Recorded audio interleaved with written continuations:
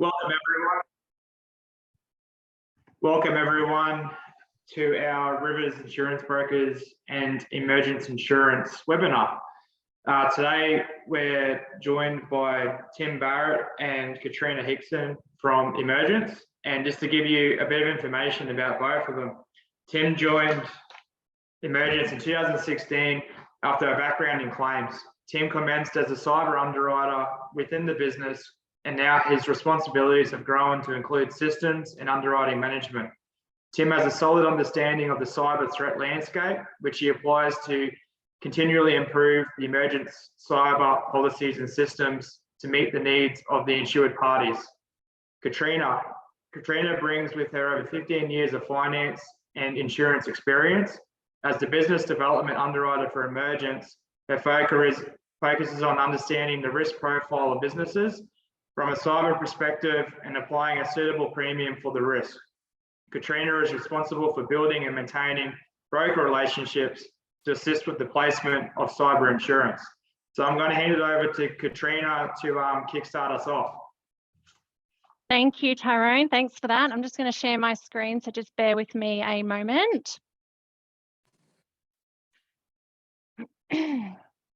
Okay, I just want to make sure everyone can see the cyber threat session presentation. Great. Okay, I'll just make sure that I've got my audio shared as well. Awesome. Okay, well, thank you for that, Tyrone, and also to the Rivers team for inviting Tim and I along today. I will try my best to keep this session pretty casual and obviously interesting, but we do welcome any questions that you may have. So at the bottom of your screen, you will see a chat box. Feel free to enter in any questions that you have throughout the session. Tim and I will either address them at the end, or Tim may respond to the questions throughout the session as well in that chat box. So just a bit of background on Emergence. We are Australia's largest cyber specialised underwriting agency. We have over 30 staff nationally, and we offer a really comprehensive cyber insurance to most industry sectors, ranging from the micro SMEs right up to those large enterprises turning over billions of dollars annually. Over our time here in the Australian market, we've definitely seen a significant increase in the frequency of cyber events, as well as a dramatic increase in the severity of these types of attacks. So it's really great to see the Rivers team jumping on board and allowing this session to go out to you all to, I guess, really highlight some of those threats that are current in the market. One thing that we are also seeing is a lot more media and government attention around cyber events, and I'm sure you would have heard of the likes of Optus and Medibank and so on. So there's a huge push for updated in legislation to make businesses more responsible for data, and also to increase those penalties, which I'll talk about shortly if you do suffer a data breach. But I'll kick things off now. As I mentioned, please feel free to enter in some questions if you do have any.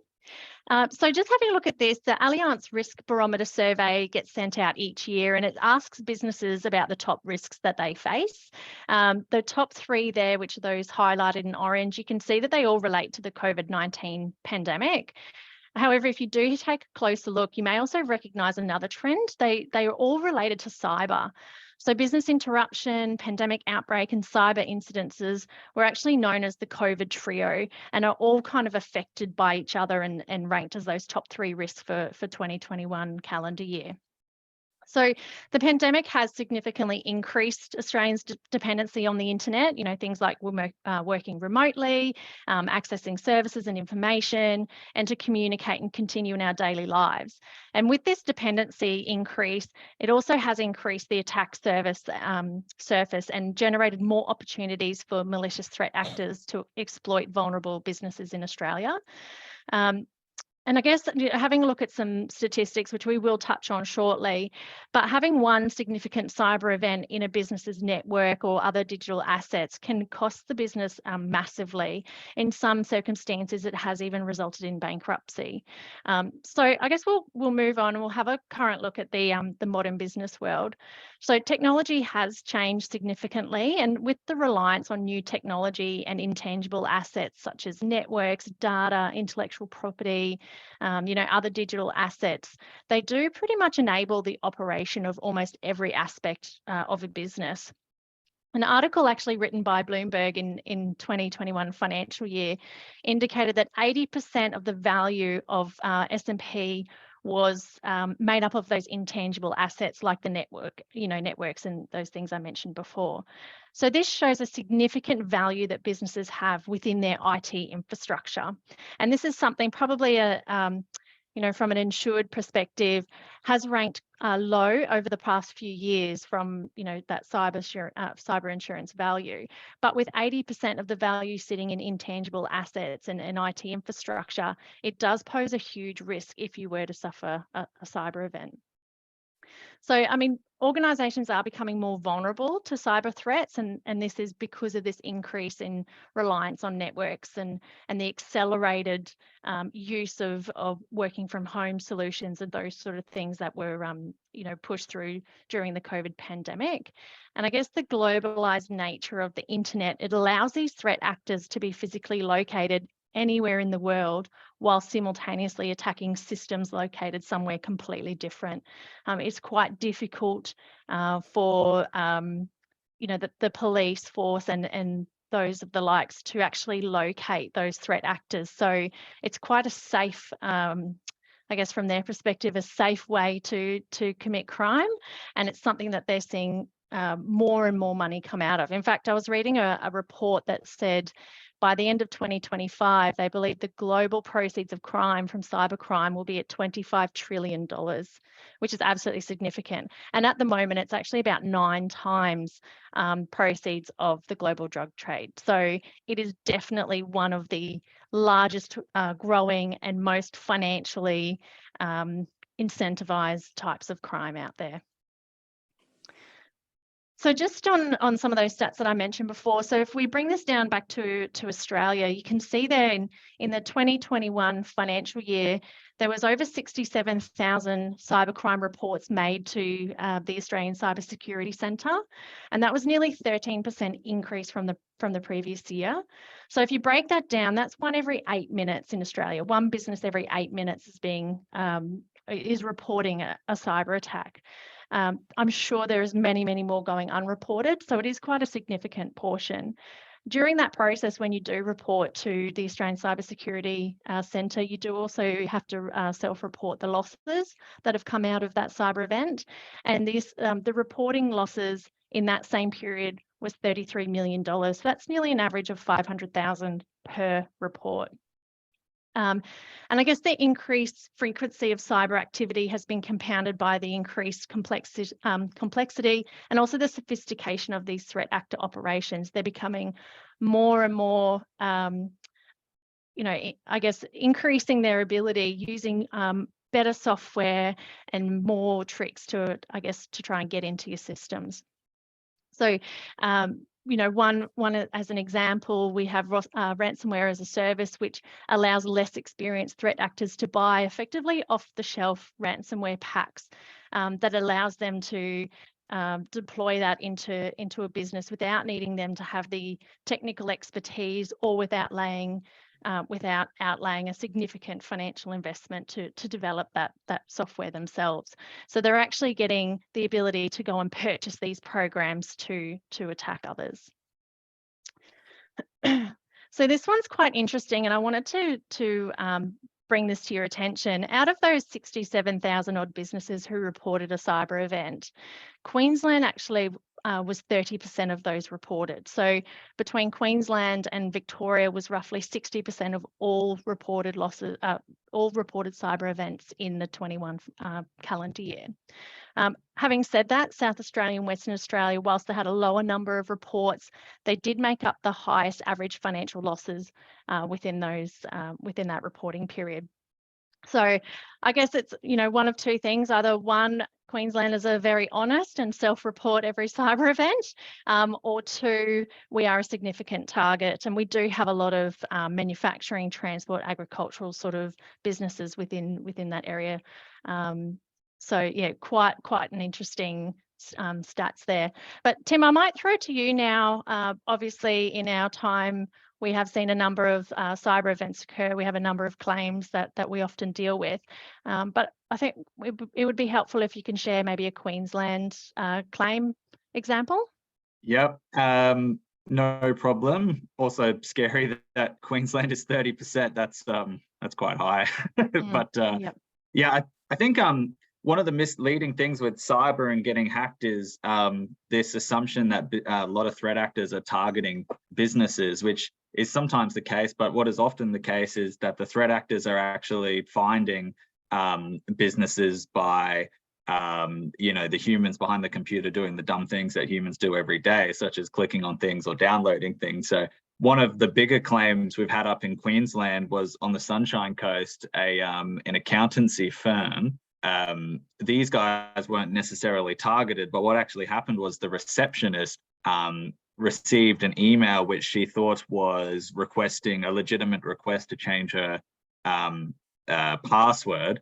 Upon clicking on the link and taken to a different website, it actually downloaded malware into the infrastructure. But like a lot of malware, when it's first downloaded, it doesn't actually do anything. It kind of sits there in the infrastructure in the background. So the user generally assumes that the link they potentially clicked on didn't actually do anything, so all is safe. But the reason why it sits on the infrastructure in quite often a couple hundred days before it even activates is so that it can kind of get its way laterally through all the infrastructure, but also through all the backups. And that's exactly what happened here. So after a couple hundred days of this malware being downloaded and stored on the infrastructure, it went through all the backups. So once it finally deployed, not only did it take out every single computer within the business, but also took out all the backups. So this business had 3 servers, 2 offsite backups, and they had about 20 staff. So on Monday, all the staff were greeted with a ransomware message on their machines. With nothing to do. Upon going through all the backups, it was resulted in all the backups being fully encrypted and therefore useless. The business ended up sending all the staff home for what ended up being 3 weeks, because there was nothing really anyone could do until all the infrastructure was back up and running. But also this was a modern, if you will, a modern accountancy practice where they didn't keep any paper records. So the only solution, which we didn't end up doing, but the only possible solution would have been to contact all of their clients based on memory and try to see what data they could manually recover. In the end, which still to this day is questionable, and we do this actually at Emergence probably 25% of the time, is pay the ransom demand to the threat actors. When you pay the ransom, there is obviously no guarantee that you're going to get the decryption keys or that the decryption keys will even work, but it is a bit of an unwritten rule in the cyber world where if someone pays you a ransom, you should give them the keys, because otherwise no one's going to pay the ransom. But luckily in this case, the decryption keys worked and the business was back up and running after a further couple of weeks of IT forensics and recovery. But I think it just goes to show that how quickly a business can be taken offline just on the back of something as simple as clicking on a dodgy link or something, or even a link that seems legitimate on the back of an email.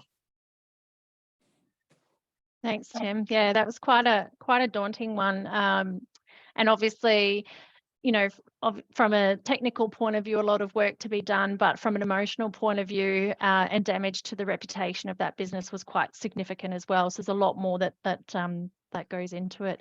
And then also that moral dilemma of, you know, do you pay ransom? Don't you pay ransom? Are you fueling cybercrime?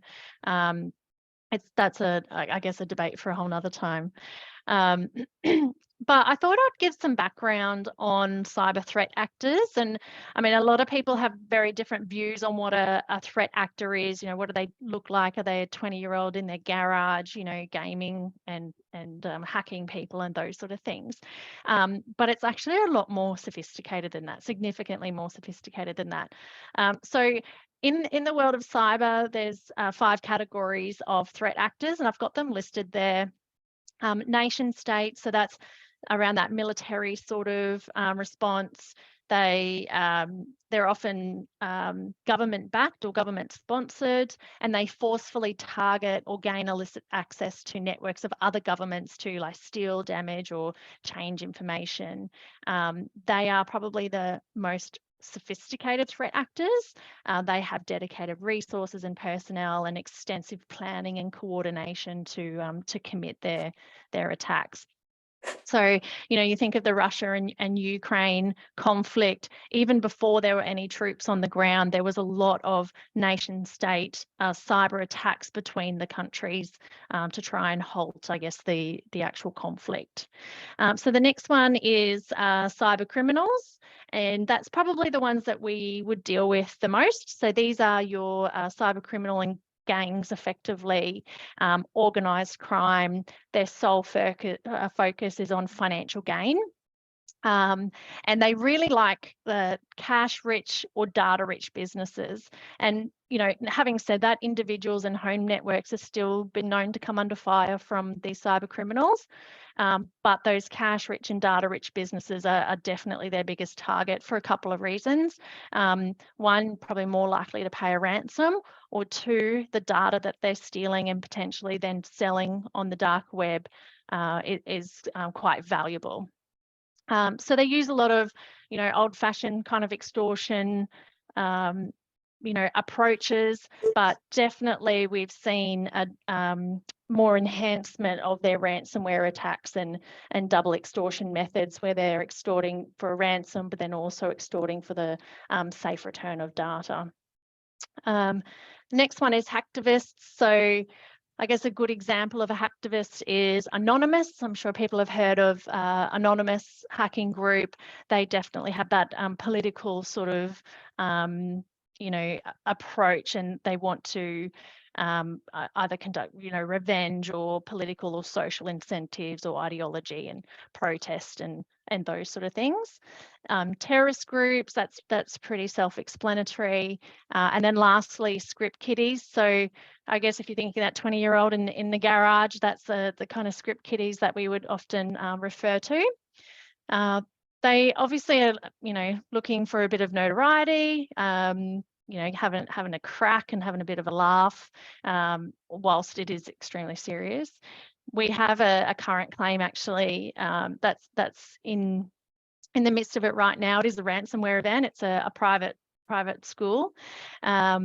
But whilst we're in their systems trying to rectify the ransomware event, we actually identified that a student had hacked into the system about 18 months prior and was mining cryptocurrency, so building cryptocurrency using the school's network. So that particular person we would refer to as a script kiddie. He's likely not going to develop into a full-time threat actor, but not realizing the impact of what he's doing and I guess the laws that he's breaking, trying to make a bit of money from cryptocurrency. So they're really the 5 threat actor groups that are common across the cyber world, and the ones that we come across the most are definitely those cyber criminals, so those gangs. And now they operate as an actual business. They work in high-rise apartments. They have communications teams. They have help and support teams. So if you do get ransomed and you're not sure how to pay in cryptocurrency, then they'll give you some guidance. You can speak to a helpful customer service officer who will help guide you through that process to buy the cryptocurrency. So they're pretty helpful.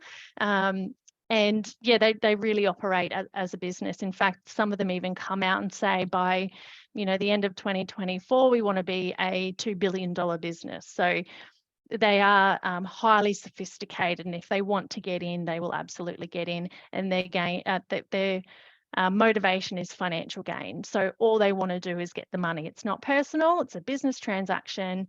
They want the ransom payment, or they want the sale of the data payment, and that is the sole purpose or their sole business model. So I just want to share a quick video with you, and this is, I guess, shows the type of hackers that we're dealing with. They're normal people like you and I. You would walk past them in the street and not even realize. So I'll just quickly share this video.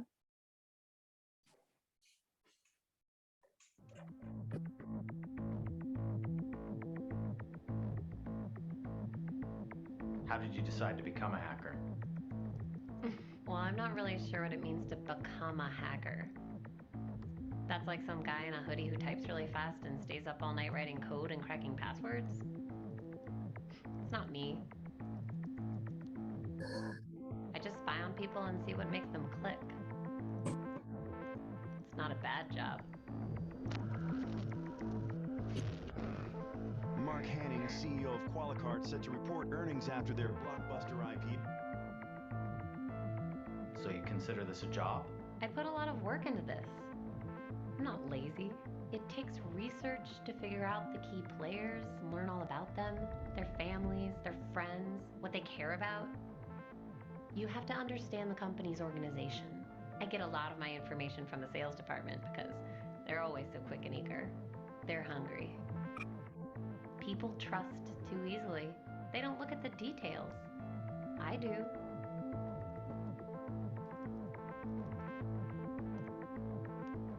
Details matter. That's what I'm good at. It has to look completely believable. It has to look familiar. This is where research is important. It's not some generic piece of spam. It's an email from their boss with their company's signature. It's written in the voice of the boss. It's what he would say if he were writing this.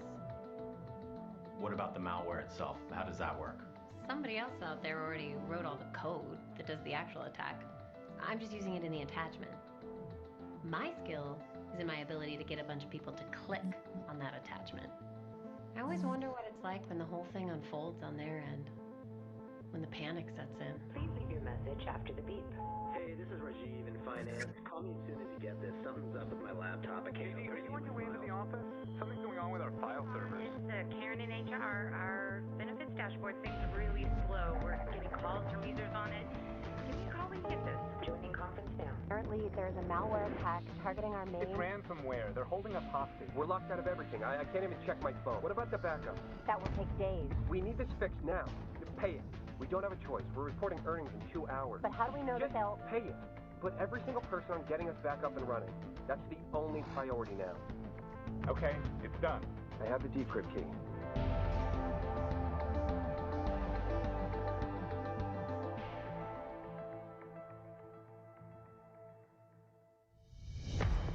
Mark, we have a big problem. The ransomware was just to distract us. They got inside. They got everything. Customer data, financials, everything. Qualicart is reeling today from the news that hackers have released the personal information of nearly The 2 Nasdaq million closed customers. lower today, led by Qualicart, which was down 14% on news that their recent data breach may be far worse than the company Its stock originally fell to a acknowledged. new all-time low on news that CEO Mark Hanning is stepping down after what is turning out to be one of the worst breaches of personal information in recent history. Do you feel bad about releasing the personal information? All the financials? All the money that was lost? All I did was get the files. I'm not the one that decided to release them. I'm not the one that shorted the stock. Somebody else had their reasons for that. It's above my pay grade.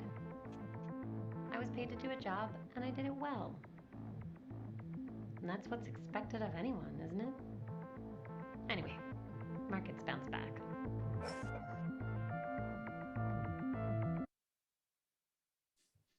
So that's just a quick little video. And interestingly, you know, with a lot of the information that's come out of the Medibank attack, it's just, you know, can almost replicate that situation. So, I mean, that's one example of a very large business, but this is impacting a huge range of businesses, in particular SMEs. And I'm going to go through some of our claim stats shortly to show those segments that are highly impacted. But just on the discussion of ransomware, so consistent with global trends, ransomware definitely remains one of the most disruptive threats to Australian organisations, and it can, you know, the ransomware software can completely cripple computer systems, encrypt devices, folders, files, and pretty much make the systems completely inaccessible. And at the same time, whilst that's occurring, the cyber criminals are in there and stealing the actual valuable data that you have, customer data, intellectual property, and all those sort of things, employee data, for example. And, while Australian organisations should remain alert to the threat of ransomware, top-tier cyber criminals have demonstrated a growing preference of using ransomware to hunt big game entities effectively. And there's some examples of those here on the right. So Colonial Pipeline, I'm sure many of you heard of that. That was a large organisation in the US. There was a $4.4 million US $1 million ransom payment made in relation to that one. JBS Foods, which had an impact here in Australia as well, $11 million US paid for that ransom. And then we've got some other examples of businesses who aren't paying the ransom. So Toll Group refused to pay a ransom. Interestingly, with Toll Groups, that was a number of years ago, they are still having data leaked to this day. It's an ongoing release of data.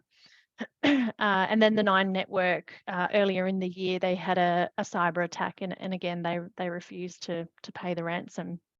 So I guess when it comes down to, in Australia, the government's definitely discouraged payment of ransoms. It's not illegal in Australia, but it's highly discouraged. And I guess it's that argument of, if you're paying a ransom, are you inciting the cyber criminals and fueling cybercrime? But I guess weighing up that risk, and a number of businesses, when deciding whether they do or don't pay a ransom, is, what will the business look like if we don't pay the ransom and we're unable to get the data back? Are we still going to be able to operate, or are we going to, move into a bankruptcy situation? Or what sort of data have they taken, and what's the potential impact or severity of the impact that it'll have on those customers if that data is released? And that's some of the, I guess, the points that get weighed up when there is a discussion around whether ransom should be paid. We have some IT forensic experts that we utilise when there is significant cyber events, and I was having a chat with them a few weeks ago, and they mentioned about a Brisbane online retailer that had a major ransomware event. They were fortunate enough to have really, really good backups, so they were able to, draw down on the backups and get their systems back up and running relatively quickly. So they were not engaging with the threat actors. They were not planning to pay a ransom.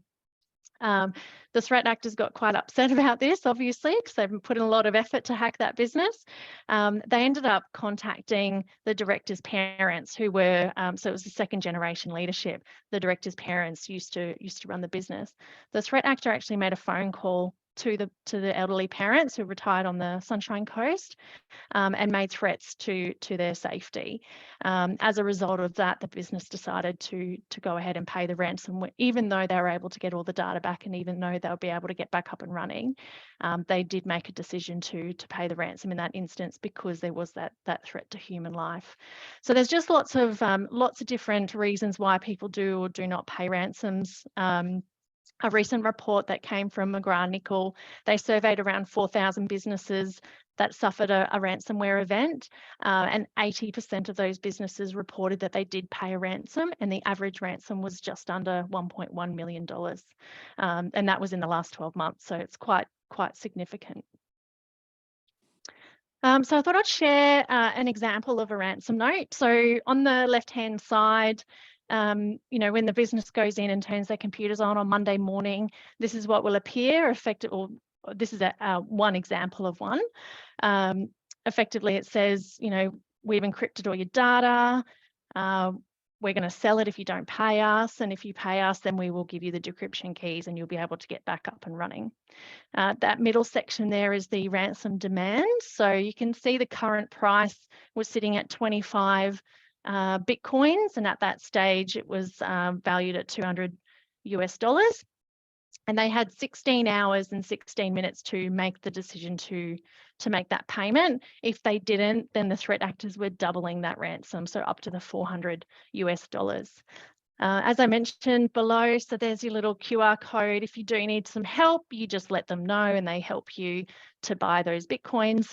And then in some instances, they provide you with a tax invoice. So you can see a tax invoice on the right-hand side from one of our insureds. There's a $352,000 ransom payment. And as you can see, there's no GST because they're not registered as a business in Australia. But yeah, this is just an example of what they're using. We've actually had a ransomware note in the last, it was about 2 months ago, and it's probably 6 pages long. And they go into a lot of detail and actually talk about don't go to the police because all they will do is use their resources and use their money to go and buy donuts. And it was hilarious. They spoke about insurance agents wanting to do their very best to not get you to pay the ransom. So they don't have to spend much on the claim, all sorts of bits and pieces. So they're definitely fully aware of the environment that they're operating in. They understand the players that are involved, law enforcement, insurance brokers, insurance, underwriting agencies and insurers and those sort of things. So they're very, very smart and very, very sophisticated. Yeah, I think it's that that line that said, "We do not care about you or your business. We just want your money." So, it's nothing personal. Absolutely. Yeah, it's not personal. And how dare you get upset about it? Business. Yeah.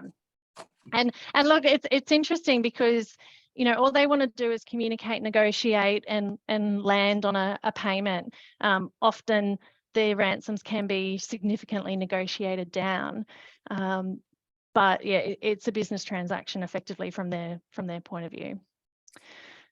So I thought I'd talk a little bit around data breaches. This is something that's becoming significantly huge in the media, obviously with the Optus leak, followed by Woolworths and MyDeal's data leak. And then if you look through, we've had Medibank. My data was involved in a data leak from Amart Furniture and their warranties division. That was back in May. That was before the Optus breach. There wasn't much media attention about that. But this is all in the last 2 or 3 months. We're seeing a huge portion of these businesses, large businesses, getting attacked and having their data breached. And what this has really done is it's fueled the government to push new legislation forward. So currently for a business under the notifiable data breach scheme, if you suffer an eligible cyber event, you must notify OAC within 30 days of that data breach, and you must notify the affected individuals. Fines can range up to $2.2 million per organisation through that process. Under the new legislation or a bill that's been put through, they're looking to increase that up to 50 million. So 30% of your adjusted turnover or 50 million, depending on the size of your business. So effectively what the government's doing is it's gone from being supportive and coaching and assisting you to actually starting to penalise you, penalising the victim effectively. Whether it's the right approach or not, I'm not sure. It's definitely worked in other types of legislation, but we'd definitely see as a result of these recent high-profile cyber events, the fines and penalties to businesses who do suffer a data breach and do inadvertently have customer data leaked. They will start to get the full force of those fines and penalties, which is a bit scary. So just a couple of other ones that came up. SSKB was a Gold Coast strata manager. They had $420,000 ransom payment demanded, I believe, from what they've noted. The Liberal Party's data breach, that was in South Australia. That was actually a social engineered attack, which means the threat actor didn't actually hack into the system. What the threat actor did was impersonate a party member. So they created an email account that looked very, very similar. They copied that email signature like what we saw on that video. And they emailed a party member and asked for the full list of financial donors. And the party member provided that full list of financial donors in a Excel spreadsheet and sent this off to the threat actor. So there's many different ways in which it can occur, and it did look quite legitimate, but unfortunately fell into the wrong hands and found its way onto the dark web. So I guess that brings me to business email compromise. Phishing is probably one of the most common methods, and what they do is they will send an email threat actors will send an email to your employees, and they will ask, certain things like, your Microsoft password needs to be changed or whatever it may be. And they will, you'll click on the link, and they've developed a web page that looks identical to your Microsoft Office or whatever it may be, to trick your employees to enter in their credentials. What the threat actors then do is use those credentials to actually log into Microsoft, to actually get into your emails and to operate within your email system. So we had a cyber event where that exact thing happened with a particular business. They were getting a significant amount of construction work done on their building, and the threat actor had created a separate mailbox and had put in a diversion rule on the emails that were going to and from the building contractor, and in the hope to pick up any relating to invoices and payments.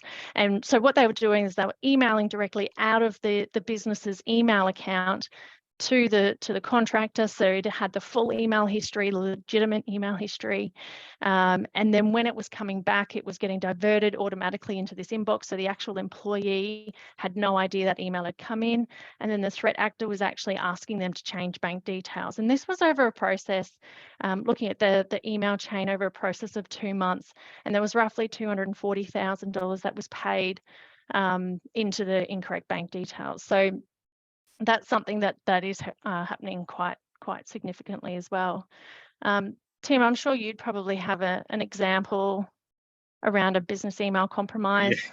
I think with email accounts is a lot of businesses probably don't realize how much information is actually kept within their own emails. A lot of people aren't very good with filing emails or taking emails out once received. They can sort of file emails within Outlook or in Gmail, or put things in folders, which is all fine. That's kind of what it's designed to do. But one of the issues is once the email account does get breached, the amount of data an individual could be sitting on could be, tens of gigabytes. And then when we talk about the notifiable data breach, if you have emails that might have attachments or Excel spreadsheets with personal data in them, or applications, or back and forth correspondence, all that data is actually quite valuable.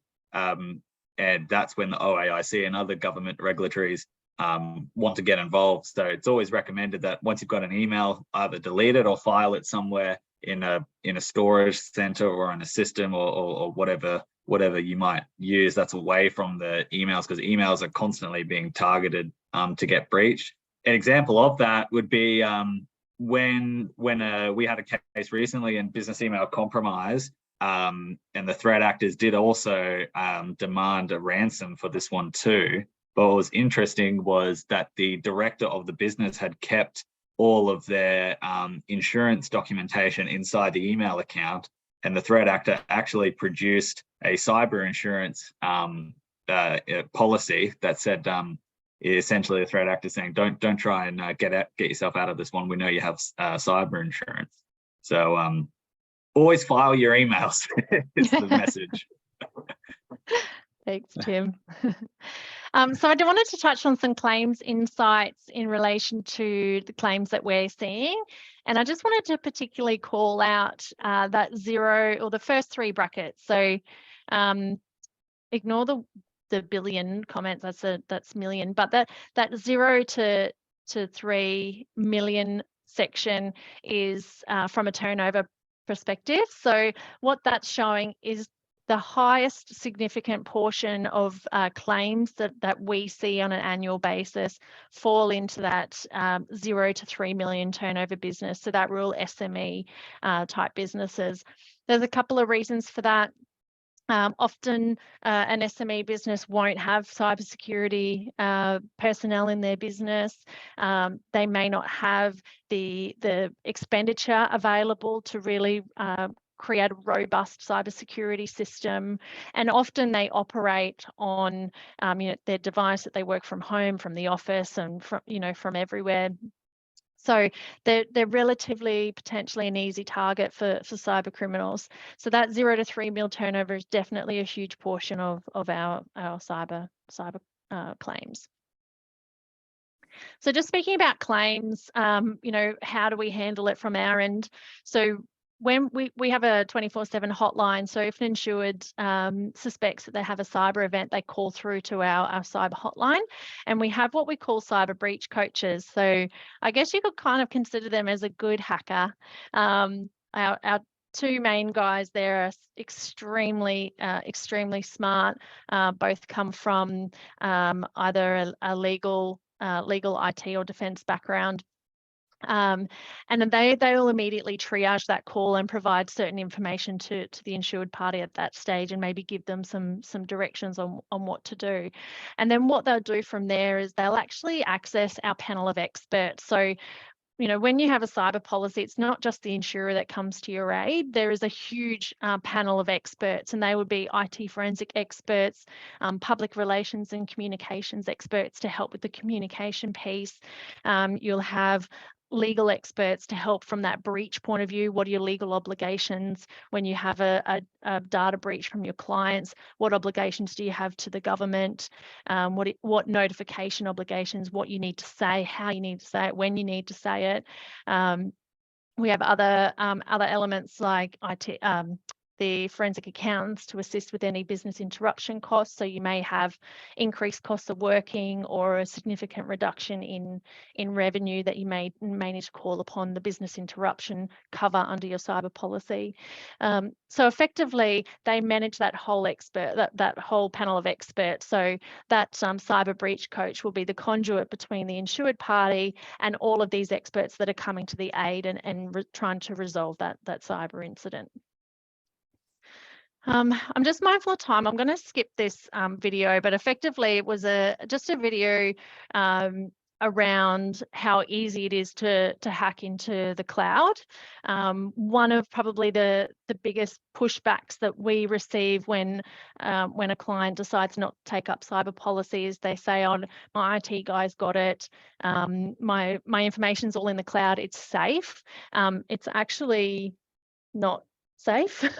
The cloud serves, as I'm sure many of you know, the cloud is just a server somewhere else. It's still a physical server.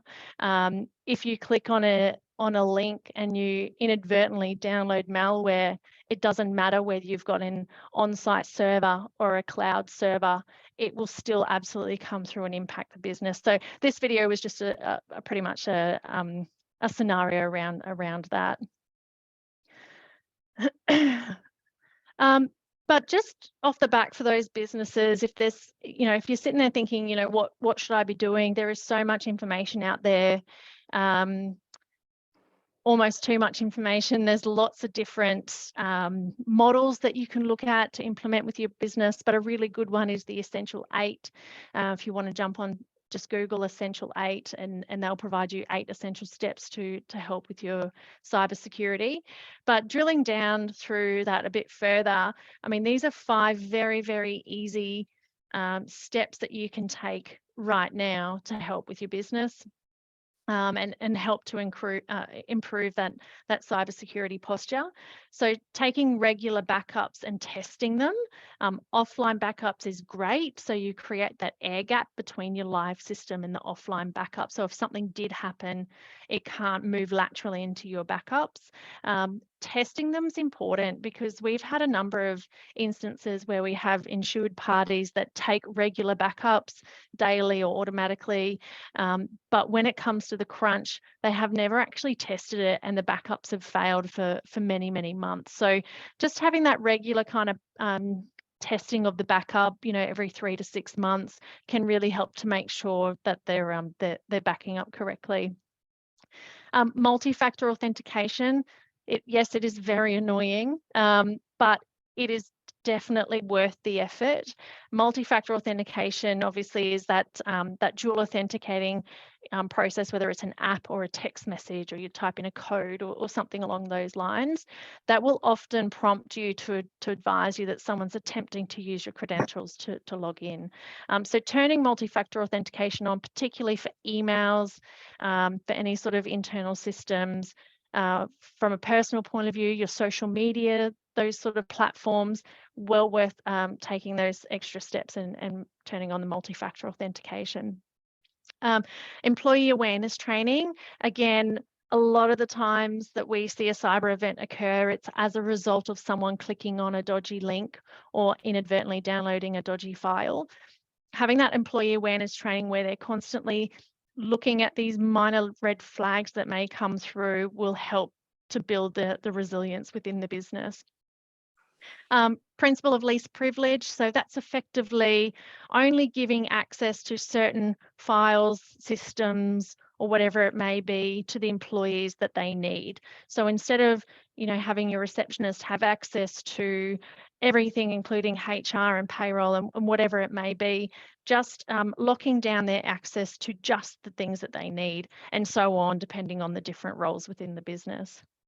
And then lastly is patch regularly. So when we say patch, it's about those software updates, system updates. So often, for example, if you're on your computer and you see a Microsoft pop-up come up and say, you need to update, absolutely do it. If you can switch it on automatically, even better, because as they find vulnerabilities in their packages, they will push out a fix to fix that. So if you're regularly patching or regularly updating, then you're getting a hold of the updated security measures that they're putting in place against some of those vulnerabilities that they may have identified. So I'm just going to move through to the personal cyber product. So we've spoken a lot about businesses, but families are definitely impacted as well. So key features of our product do cover events such as the malware, viruses, cyber espionage, denial of service, cyber theft.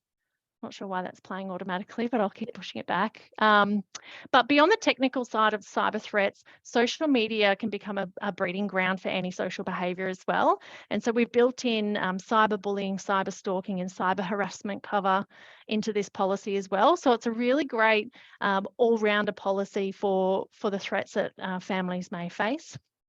In the cyber event response costs, so things that we will provide is credit and identity monitoring if you're concerned around the identity theft if you do suffer a cyber event, cyber extortion, so that's your ransomware or ransom demands, data restoration costs and legal costs and so on. So the cyber policy is quite cost effective. So it starts from around that, $99, $120 up to around the $400 odd, ranging from 50 grand's worth of cover up to $1 million worth of cover. And just wanted to put on there quickly just some claims examples. So definitely around the, ransomware and virus, there's an example there of a person who was on their computer, they accidentally clicked on an email attachment, which downloaded that malware. And I know we've spoken about that a lot, and that's because it happens a lot. And as a result, they couldn't get access to any of their files unless they paid a $10,000 ransom. So with this policy, the insured was able to call upon the policy to help remove the virus, to restore the data, and then to secure their IT infrastructure. And so we had an IT expert who helped with that process to do that and get their computer back up and running again. I'll just touch on a cyberbullying one as well. So we do find that this product is quite popular with families, particularly school-aged, families with school-aged children. And, the stats at the moment is like 1 in 5 children are bullied through an online platform or through the cyberspace during their schooling life. And this is an example of a young girl that had been, I guess, she had cyberbullying over a number of weeks, and it escalated quite significantly.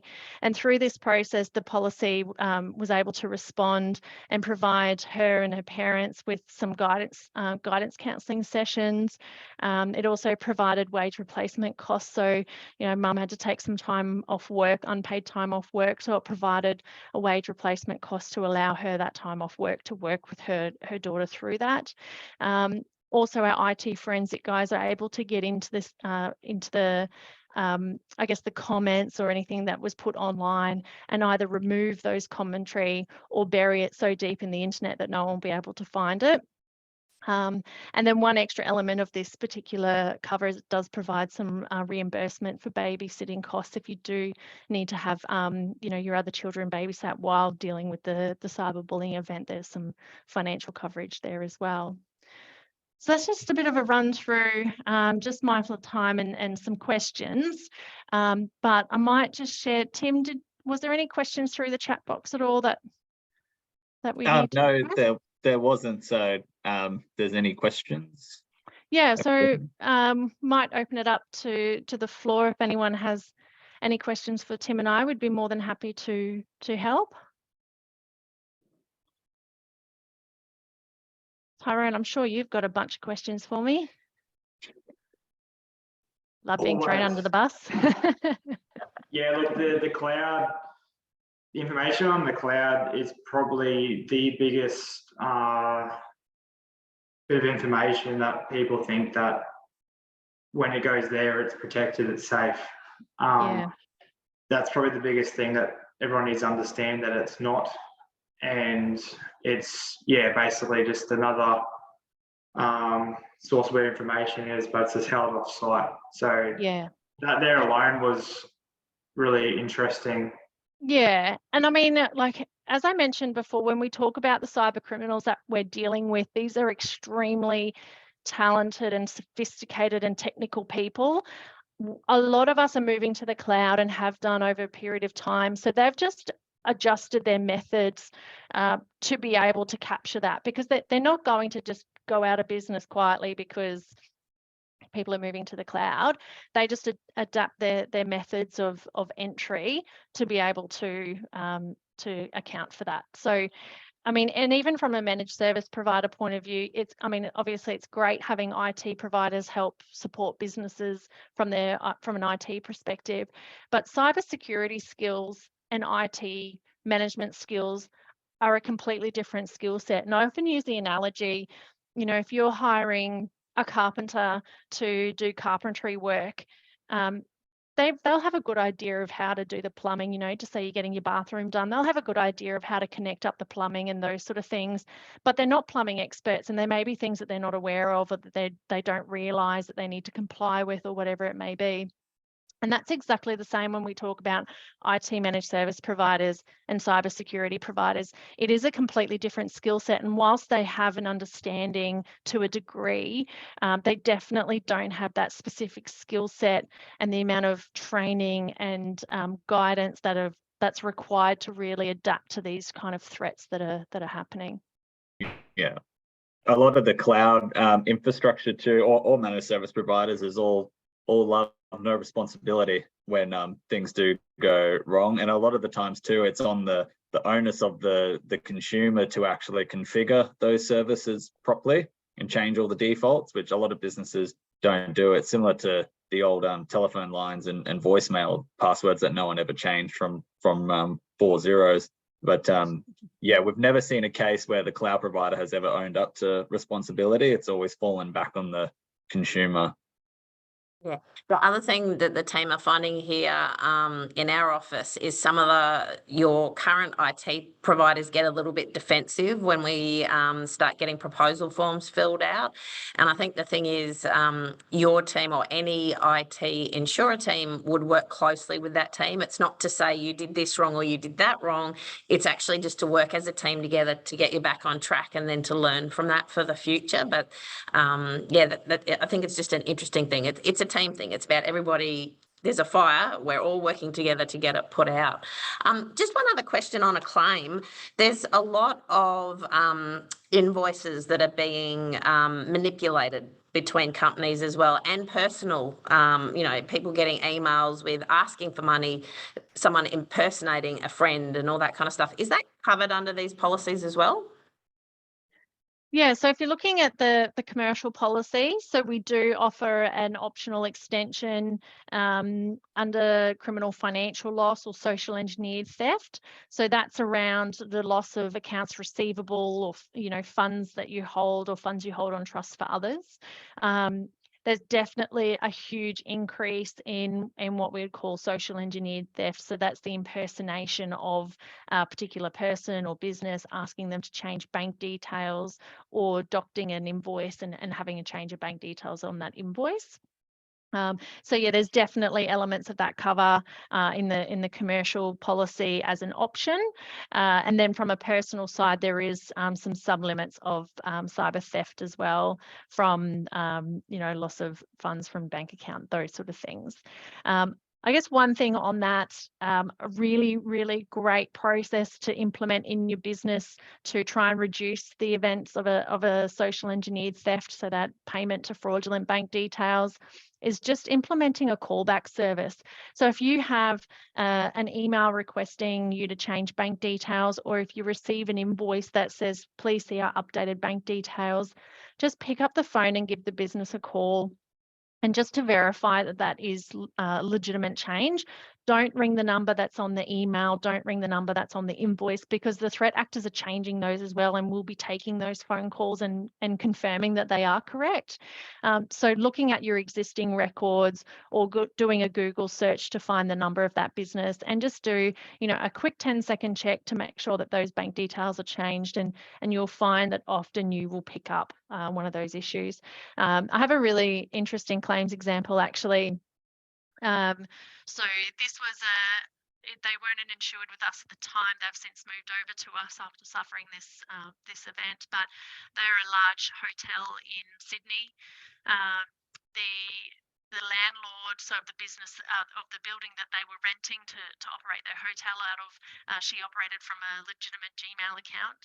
She emailed the CFO 2 weeks before the monthly rent was due with the rental invoice.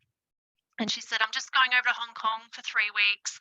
Had to send you the invoice early. No need to pay until it's due. That's all fine, legitimate.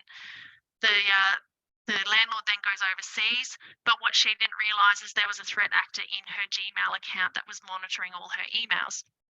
So as soon as she'd gone overseas, the threat actor then replied to that email chain to the CFO and said, I've actually decided I'm going to move to Hong Kong. I haven't yet set up my mobile SIM card, so you can't call me to verify the change of bank details, but I have set up a Hong Kong bank account. These are my bank details. Can you please pay the rent into those bank details? This particular CFO, it's the full email chain. It all sounds legitimate. They were communicating in the same way that they communicated with she changed those bank details and she paid $2.1 million into a Hong Kong bank account. By the time they realised, which was when the landlord came back and said your rent hasn't been received, they were able to recover about $500,000 from the Hong Kong bank account. They claimed a portion on their cyber insurance policy, but they were out of pocket about $1.1 million. And so that's just an example of how easy it is. And this is a CFO of a large hotel chain.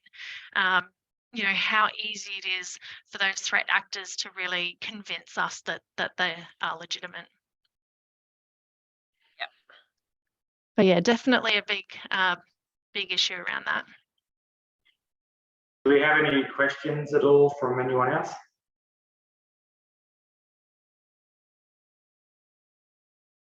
I think you've shocked everybody.